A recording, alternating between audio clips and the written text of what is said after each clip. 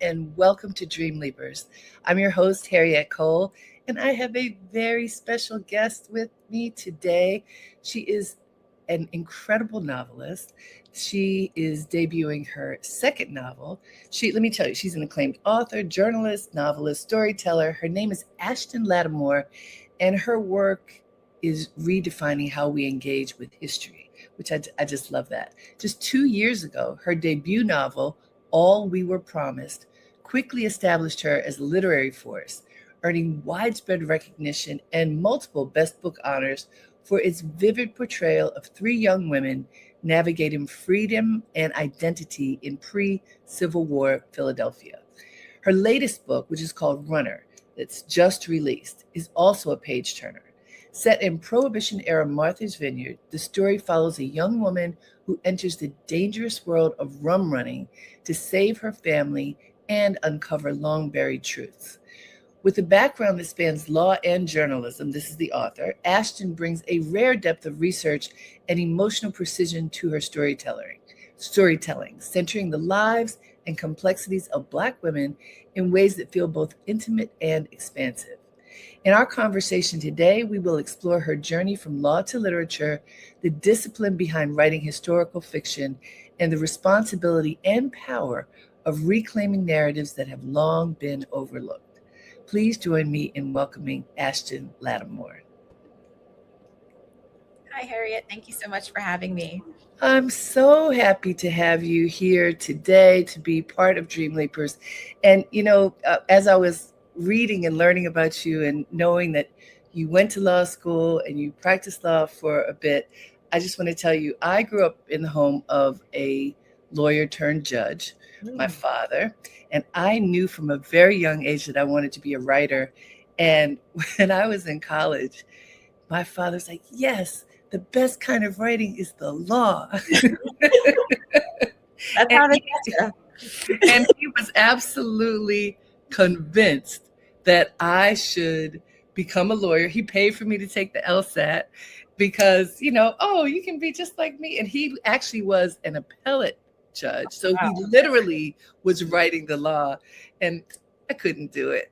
But you did it. You went to law school. You did it. So starting with that, what made you want to be a lawyer in the first place? I got lured in the same way your father tried to lure you. I was always a writer, even from a young age. I would write stories. I wrote poems. When I was in college, I was on the school newspaper. So I've always loved writing. I've always loved research. And it was my uncle, actually, who got to me. And he said, oh, you love reading, you love writing. That's really all the law is. You should go do that. So, I gave it a shot. I graduated college at the height of the Great Recession. I graduated in 2008. So I was looking for some stability, I think. Understood. Yeah, and law is very much, it's a stable profession. You get on, you take the LSAT, you get to law school, you get on the conveyor belt to a firm, and you're good, you're set. So yes, I fell for it. I said, okay, I'll go to law school. And the truth of it is a lot of reading and writing and research. And it was a really wonderful, actually, experience, law school. I learned a ton that I still carry with me. But ultimately, I think the storytelling bug kind of won out. And for all who are lawyers and who love that profession, I want to say that I know neither Ashton nor I is dissing the profession. It's just not for everyone. Right? So anybody out there said, no, it's okay. But I love that about your story, that you started that way. But there is something, and I heard you share this with someone else, about the way you study law, the amount of research in detail that goes into that discipline has proven to be very helpful in your work. You write historical fiction. So it's not just fiction, which in and of itself can be a very difficult thing to do. But historical fiction, you have to understand many details about what is going on in in history, in the world, the context. How has the law impacted your ability to do that research? As you say, it's a discipline, the ability to do research and legal research and to really dig down into primary sources, and go back to really the deepest layer, to get the right information and make sure you have the right facts. So, the legal training for me was really formative because it's just given me such an immense respect for facts and also understanding the legal structures that people existed within during history. Mm. So, writing about the abolition period, or the period before the Civil War, I needed to understand what were the laws around emancipation, what were the laws around where slave owners could take their slaves into free states, and what happened. And then similarly with my latest book, Runner, which is about prohibition. What was the law in prohibition? Where did the international water line stop, where you could go over the line and purchase liquor legally in the sea, where you couldn't do that, closer to the water? So there's actually a fair bit of legal research that was baked into both stories, because the law really shapes the constraints around people's lives, and it shapes the consequences that they'll face when they're doing all the things that happen in these stories.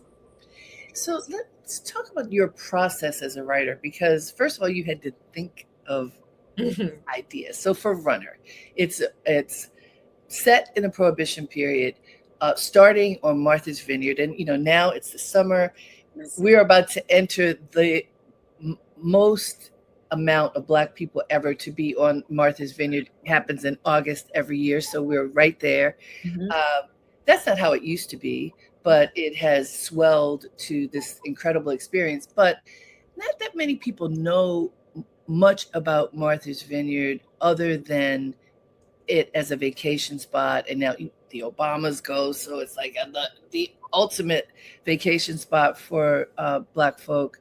And even one other thing I'll share, that it has come to be understood that there's a lot of Black wealth because of how many people come there. And then there are all these corporations who are sponsoring activities because they are recognizing and valuing the Black dollar today. Mm-hmm.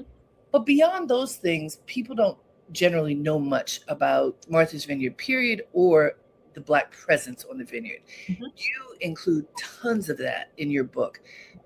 How did you come up with the idea, and how long did it take you to research this? So I came up with the idea on a trip to the vineyard, actually. I was there. It was back in 2014, and I was on a trip with one of my best friends and my husband, and we were at the Martha's Vineyard Museum. And there was an exhibit at the museum that talked about the history of prohibition on the island. It was basically a launch point for rum smuggling, because it's out, close to the international water line. So with that kind of rattling around in my head, having seen that exhibit, and also knowing the long-standing Black history of the island, I decided I wanted to tell a Black Prohibition era story that was set in this very special place for Black folks. And I think what was interesting was getting into how the vineyard became what it is today. Part of the research that I did was understanding how long Black people have really been present on Martha's Vineyard. And really it goes back to the late 18th century, where there were some free Black sailors, free Black whalers, fishermen. There were some folks who were enslaved in the area at that time, but the presence really goes back much further than I think we realize. So resurrecting and digging up some of that Black history on the island. I took a tour of the African American Heritage Trail on the vineyard, which was really helpful for seeing all of the places that people have walked and owned and done business over the centuries and the decades. So it was a really immersive research process, but it really just taught me a lot about how deep the Black history of Martha's Vineyard goes. So that started in 2014, and then this is now 2026, so some space just between the idea and the execution of the idea. When did it become real that I'm doing this, I'm making this book? It became real right after my debut novel came out. So in 2024, I sat down and I told my agent about this idea, and we brought it to our publisher, and my publisher said, "This sounds great, and go for it." So they bought it, a couple of chapters. You actually have a really wonderful story that I hope will be inspiring to others, because as I'm sure you know, just about everybody wants to write a book, some kind of a book. People really want to do that. A lot of people who tune into Dream Leapers want to write a book. It is usually extremely difficult to get an agent and also to get a book deal. And it hasn't gotten easier over time. There are fewer bookstores while we have Amazon. It's just very, very, very different. You were incredibly fortunate, obviously, with all the skill and talent that you have, for your first book to really hit the launch pad quickly and become itself in a pretty short period of time. Tell us how that came to be. I was very fortunate, as you said. I spent about 4 years writing my first book. But once I had it down and I had the draft ready, the process was actually really fast for me. And I know that's not the case, for many writers, but I had an agent and a book deal within about 6 months of finishing my first draft. And I was just incredibly fortunate to have that come about. But I think, taking the time to research the process of finding an agent and just find somebody who's really wonderful to work with was what really made the process work as well as it did. And yeah, it's really been a dream come true. Honestly, I couldn't have hoped for it to go any better. So a few things. For fiction, generally, you have to write the whole book first. So you wrote your whole book before getting the agent as well, or did you already have the agent? I wrote it before I got an agent. And there was actually a program that I'm going to plug as well that I benefited from, which is a nonprofit called We Need Diverse Books. And they had this workshop, the Black Creatives Revision Workshop, where it was a cohort of Black writers who had not been published yet. And we all came together and we learned from published authors, from agents and people in the publishing industry about how to revise our draft and get it ready to submit to agents and eventually submit. What is it called again? It's the Black Creatives Revision Workshop. It might be called the Revision Mentorship now, but the nonprofit is We Need Diverse Books. And they still exist and do this program? So that's a great thing for people to look into. And so you have to finish at least the first draft. Then you said, and I think this is very important, that you had to find the right agent. What was that process? Because I can't tell you, Ashton, people stop me on the street. How do I get an agent? I need an agent. And it's not easy to do. You kind of have to find the right person for you. But what was the process that you followed? So the process first was research, right? Which I love. So I was happy to do that. But the research piece of it is finding agents who represent the kind of book that you have written. So for me, it was looking for agents who specialize in historical fiction, or historical fiction is one of the genres that they like to represent. And there are a couple of different places where you can find that information. I believe one of them is Query Tracker, which is a website where you can research agents. You can also look on Publishers Marketplace and look at the past deals that the agent has done to see whether they're selling books that are similar to the one that you're hoping to have published. And once you have your list, that's when you start the query process, which is basically you write a letter, summing up what your book is about and giving a small little bio of yourself. It's almost like the jacket copy of what the book would, what it would be on the back of the book if it was published. And you send that out to agents with a sample of your work. And if you're lucky, some of them will get back to you and say, okay, this sample looks good. Send me the whole manuscript. And then things kind of roll on from there. But that's what the process looks like. Okay, so I have a controversial question. Thinking about this letter writing and the queries and all that, did you use AI at all in this process? And what are your thoughts about AI and the process? I did not use AI for this process.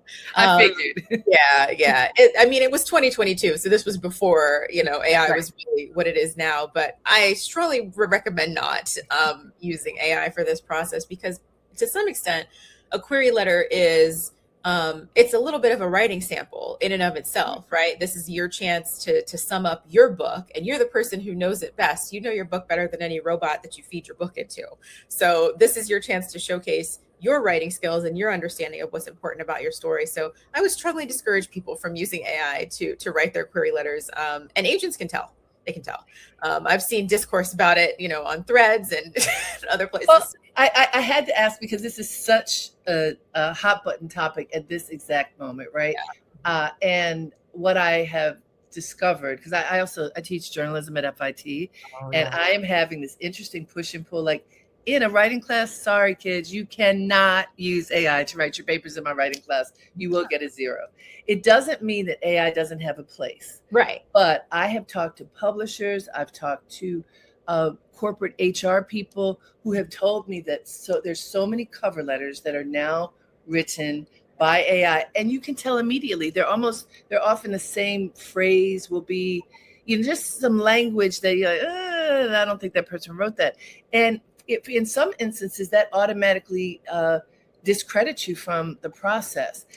I think that AI has a place. I don't think that's the place. So I'm glad you agree. Let me remind folks, this is Dream Leapers with Harriette Cole. We are here with the amazing author. Ashton has a new book called Runner that has just come out this week, and we are very excited to talk to her about it and about her entire career. So, Ashton, the writing process. I just asked you about AI, so I want to get into this aspect of it. You have all this research that you've done. Like, it's very important to have the actual information, but that's a ton of information that you've accumulated. How do you develop the story with so much information in your head and surrounding you on your desk or in files on your computer? How do you do that?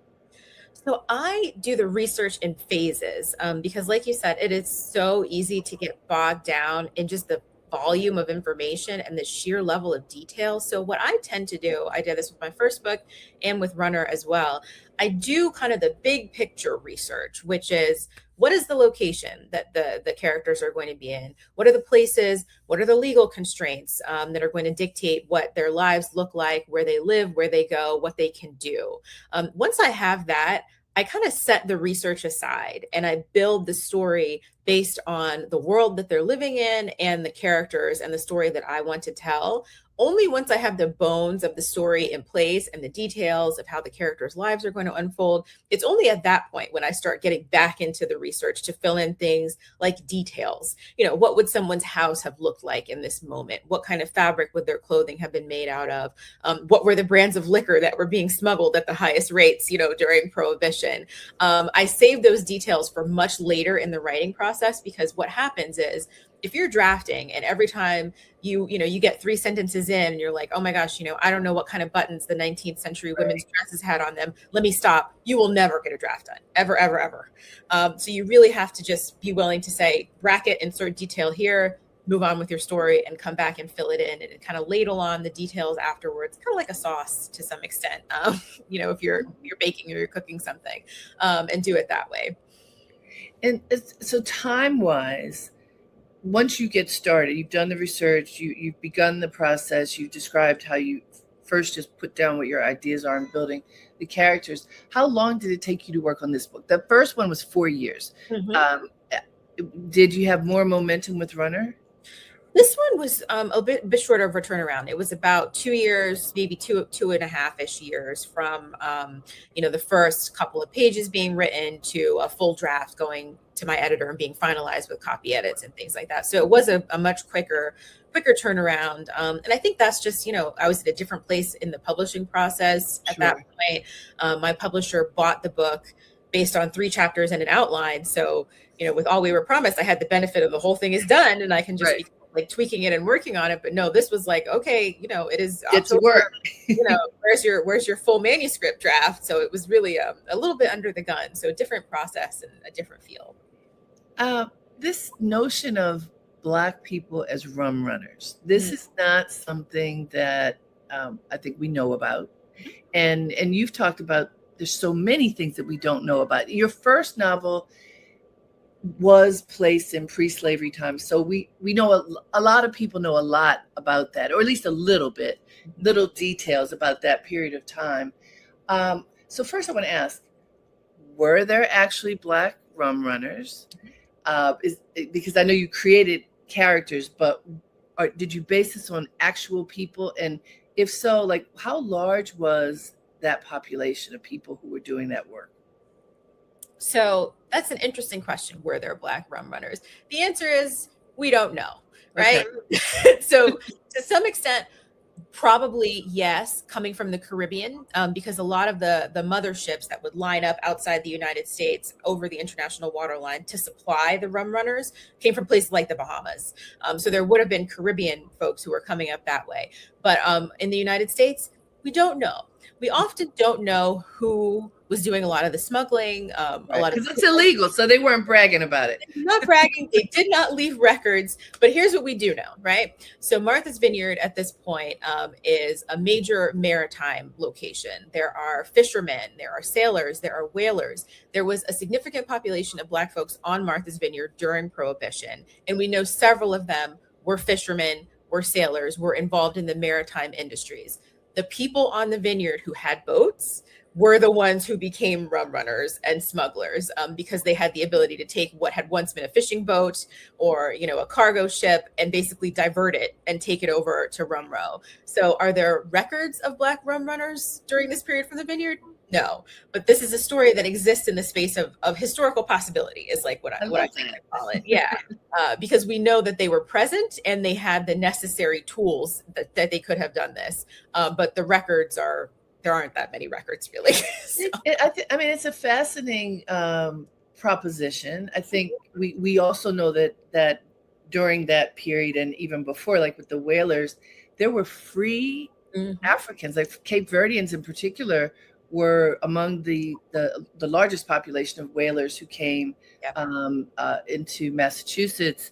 And that was such a dangerous activity. And they were willing and capable of doing it and became expert at it. You know, I do wonder in the end, what else were they doing? So I think it's fascinating that you have approached it in this way. You know what else it reminds me of? Bridgerton. Yes, yeah. Right, because you know, oh, were there Black people wearing those things and doing all that stuff? Well, I love the idea that there were anyhow, because equal opportunity for whatever the role might be. Mm-hmm. You know, there's a woman who I'm sure you know her work, who is excellent at historical fiction, Victoria Christopher Murray. Yes. Who I've had the pleasure of interviewing a couple of times, and she has made some of her work into film. Mm-hmm. And I wonder, I know this is just the beginning, this book is just coming out, but it's so visual. You know, your storytelling is so in depth, and we can see the experiences of your characters and the excitement of what they are experiencing. Did you have in mind possibly turning your work into film as you were making it? Yes, of course. It's, you know, like you say, this story in particular is so vivid and cinematic, the locations of it. And the wonderful thing about Martha's Vineyard is there are so many parts of Oak Bluffs and Edgartown that look today exactly as they did 100 years ago. So it's really right there for the taking, for, you know, a movie or a limited series. So that's certainly a hope of mine. And there's plenty of family drama packed into the story exactly. A strong plot, I think. So tell us about the story, you know, without giving it all away. What is the story of Runner? The story of Runner is, it begins with this family patriarch, Earl Jameson, who is a rum runner. He used to be a fisherman, but he has turned his attention to crime once Prohibition has begun. And he disappears in a shipwreck. And at that point, his daughter, Lena, decides to take over the family business and basically restart his rum smuggling operation, because now that they've lost all of the income from the operation, they're at risk of losing their house, which is in Oak Bluffs in Martha's Vineyard. So she takes over to basically save her family from the tax man from losing their house. And she drags a bunch of people into this adventure with her brother, her sometime boyfriend. And then there's a young woman who's come to the vineyard for the summer, who's from Boston, who becomes fast friends with Lena, and the two of them you know, strike up a wonderful friendship. But this young woman has come to the island with a secret of her own that has some connections to Lena's life. So it's really the story of all of them going into the criminal underworld and discovering things about themselves and their families that were perhaps really unexpected. And it's just a journey that takes them really all over. They go from the vineyard and the waters around the vineyard out to Boston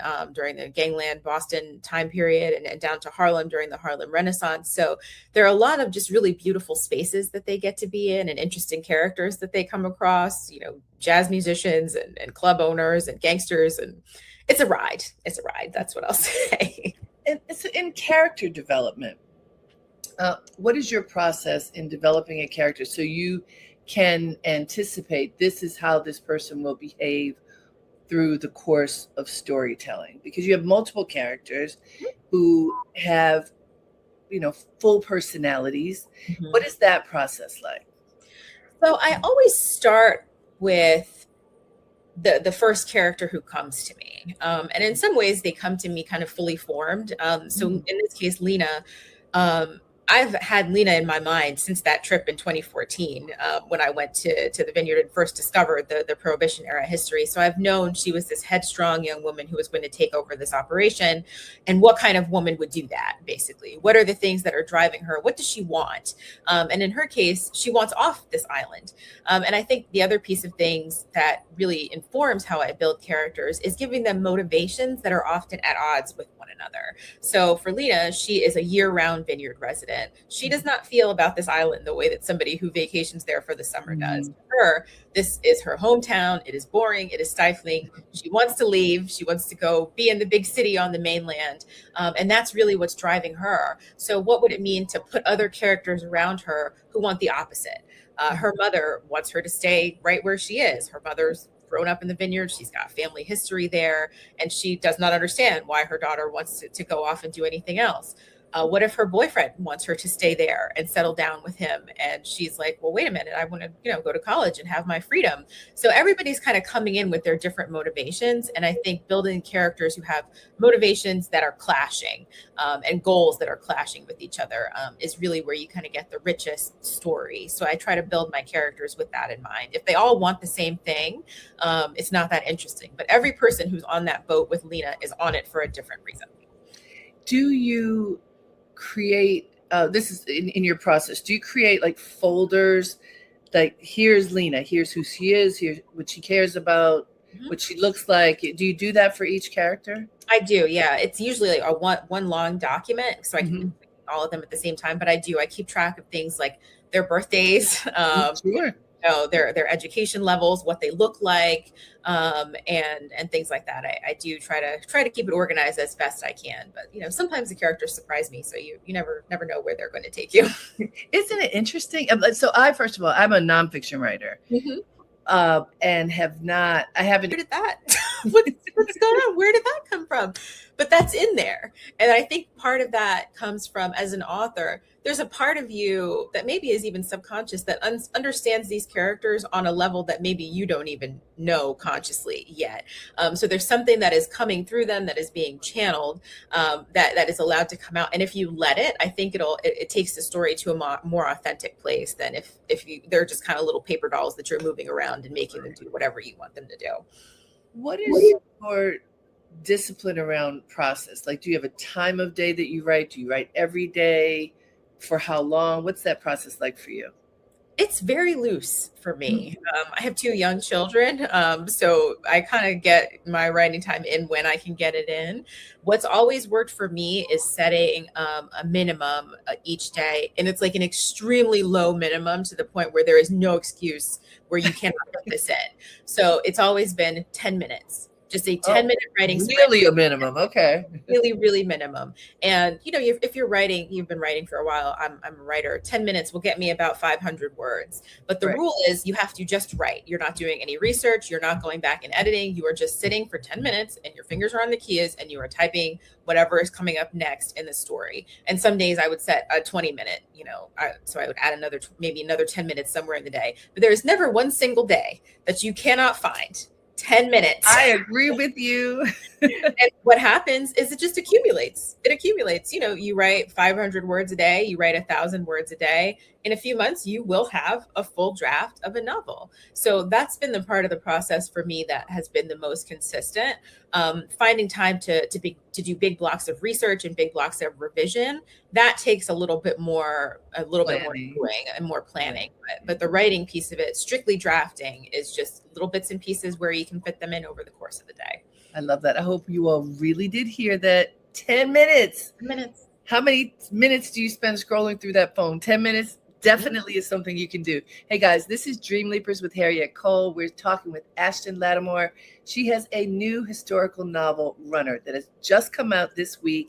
It is available for sale right now, and it's a fascinating read, which actually, you could get lost on the beach. You need to have your sunscreen on because you might not realize how much time has gone by because you kind of go in and you're really, really reading. I have a question. Would you like to read a little bit of the book to us? Yes, I would love to. Okay, let's do it. All right. I'll start with the prologue. Okay. All right. With the wooded mainland port towns at her back, the Sankaty steamed across the jewel-toned water of Vineyard Sound, bound for Oak Bluffs. Around the ferry, the sun reflected off the water, lending a shimmer to the shades of aquamarine and topaz that deepened to sapphire blue in the distance. Dee Brooks staked out a spot on the uppermost deck. Standing so far forward, another step would have pitched her over the railing. She watched the painted bow slice through tiny foam whitecap waves. Overhead, gulls followed the ship along, the wind drowning out their calls and whipping Dee's hair across her face. After 10 years away, she'd forgotten to bring a scarf, and with her hair loose, she delighted in the sensation of being neither tied down nor covered up. She shaded her face from the glare and squinted ahead, watching for Martha's Vineyard as it came into full view. The island was a wide expanse alive with green, gently sloped hills covered in forests of leafy oaks. The sand on the shores glowed gold, and around the edges of the harbor, rock walls stood guard.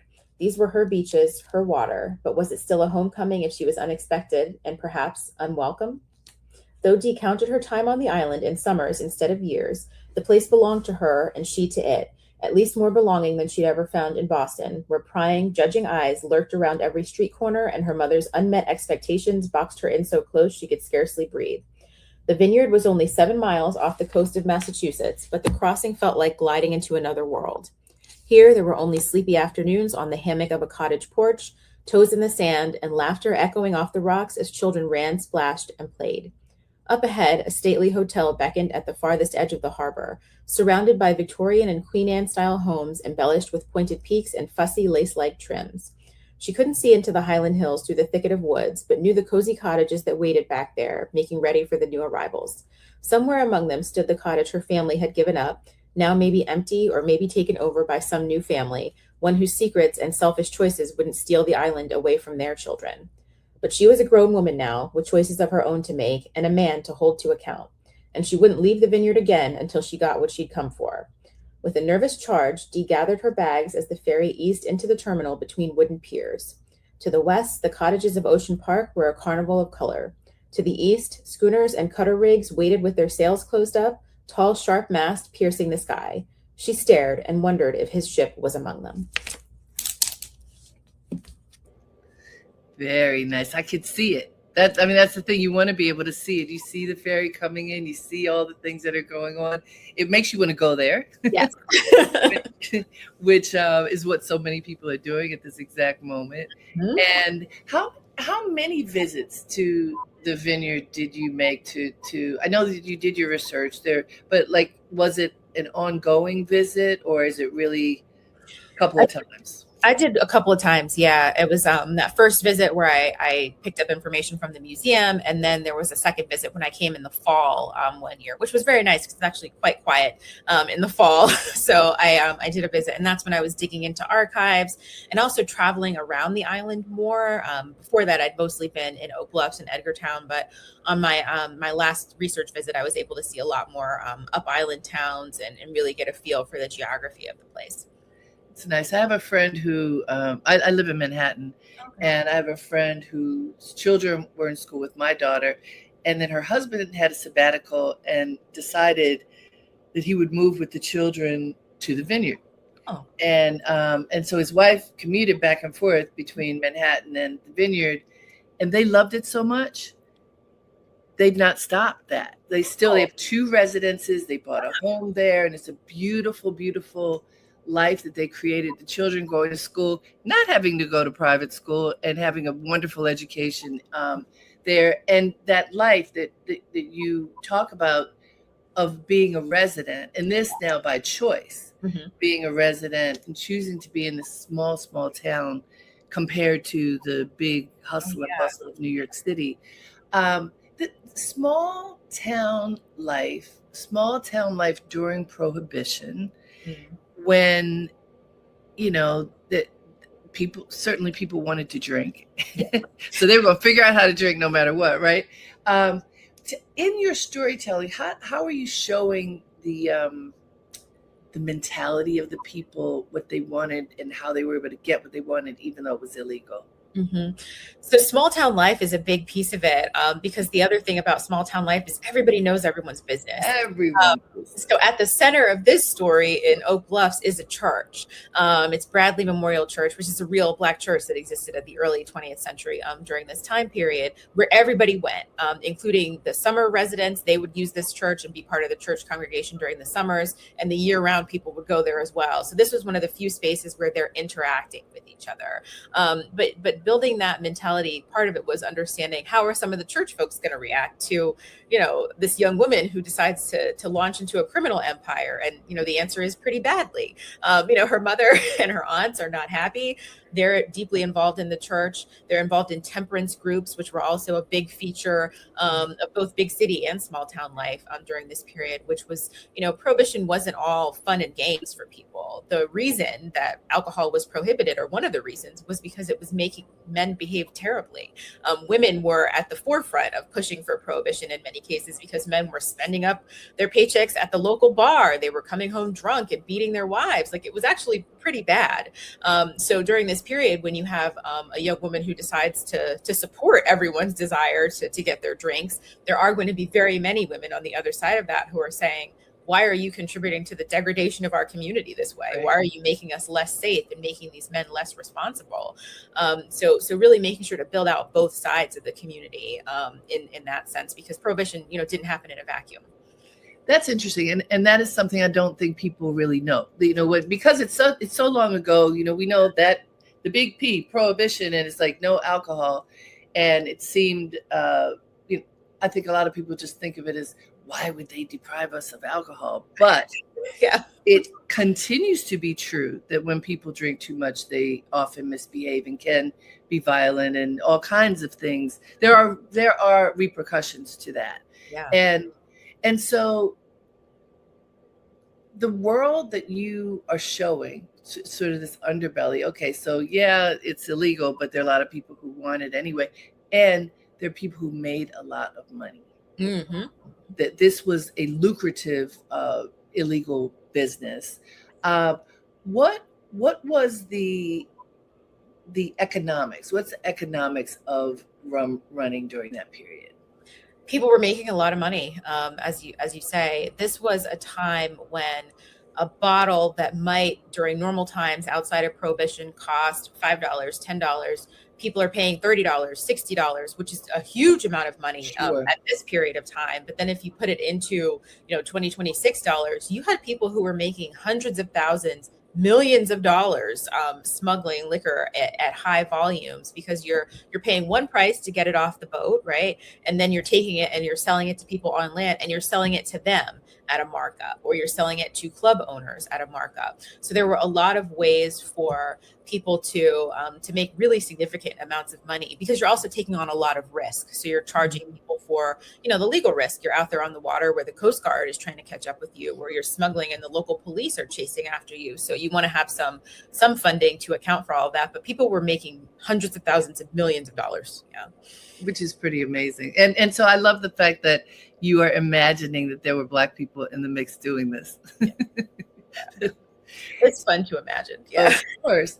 Okay, so you are embarking upon letting everybody know about your book. Will you be going to the Vineyard with your book?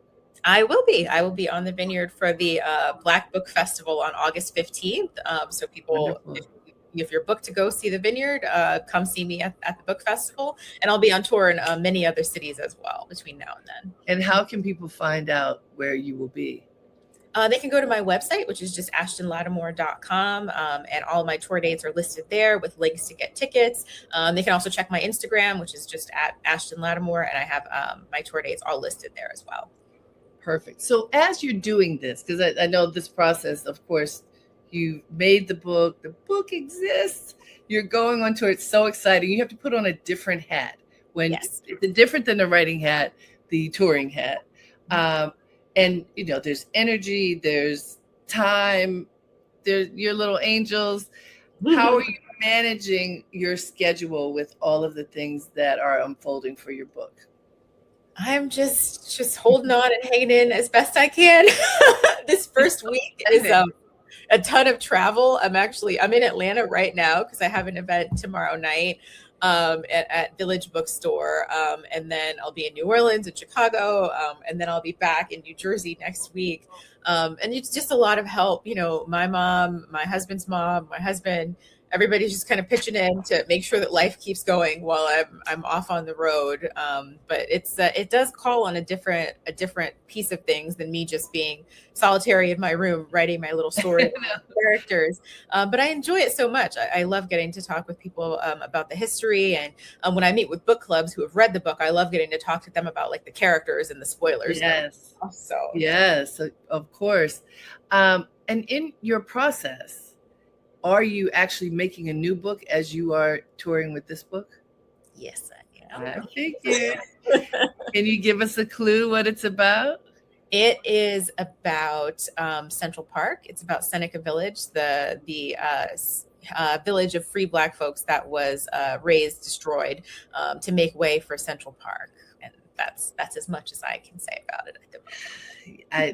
So I live in New York, and yes, I'm very familiar with Seneca Village. And some years ago there was a big movement to honor the African burial grounds, which are down in that area. Well, Seneca Village was big, and so I love the fact that you are doing this type of historical fiction that shines a light on our history, because many people just know little teeny bits about what we call Black history. And actually, Black people have been part of all history.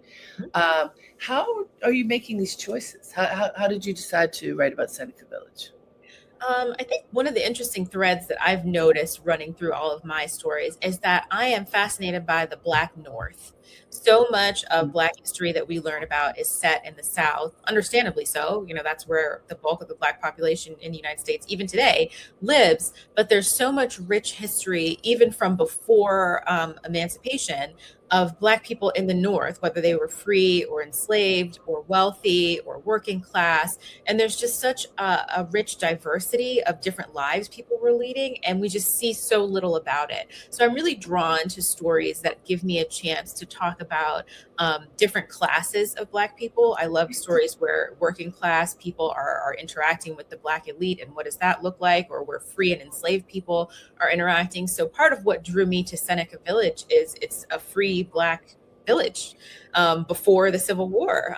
It's several years before the Civil War, in the greatest city in the world. And most people have just never heard of it. And I think using these stories to shine a light on these overlooked Black communities that we don't know so much about, and also let people into pieces of our history that are different from what they usually see, has just been really, really rewarding for me. And I hope it's taught people something as well. Excellent. Hey guys, this is Dream Leapers with Harriette Cole. Believe it or not, we have only 5 minutes left with Ashton Lattimore, author of the new historical novel, Runner. Ashton, do you want to give us a little bit more of a read before we go? Sure. Just a few minutes, but it's a good read, so we want to get just a little bit more. Yes. All right. All right. Lena must have watched her father, brother, and the crew of the Honeysuckle sail away on fishing trips 1,000 times before Earl finally let her come along. One evening when she was 11 years old, the ship hauled a net full of mackerel up to the small pier just behind the shack. When Earl stepped down onto the beach, he found Lena there standing on one leg in a rowboat, teetering from one side to the other as her mother looked on. "I got my sea legs now, Daddy," she shouted. "See, I've been practicing. Now you just got to let me come with you." He looked at her with a glint of pride and mirth in his light brown eyes and laughed from deep within his broad, strong chest. As he did, Lena burst out laughing too and lost her balance. But Earl was at her side in a flash and caught her before she tumbled out of the boat and hit the water, before she even had time to feel the notion of fear or pain. She could still feel the sun, with the memory warming her. Now, here was a stranger in uniform, telling her that nearly everything and everyone from that golden moment, the honeysuckle, the crew, her father, was gone. Wow. That's a window in. I just want to commend you for the way that you're telling these stories. I think that, fiction certainly can be a useful way for people to learn about our history and heritage. And, they can have fun too, but opening the door to other dimensions of what our lives have been and can be, and what was going on at different points of the in the world, I think is really refreshing. I am curious before you go. So you have two little ones. How old are they? They are 6 and 9. Okay. So do they participate at all in the writing process? What is the process of having little ones when they know that you are a writer? What do you do with them for that skill? They're trying to get me to write children's books. That's mostly what they do. They come and they give me ideas for different children's books that I can write. But my oldest is a bit of a writer himself. He's always writing little stories, and it's really wonderful to kind of see that bug in him.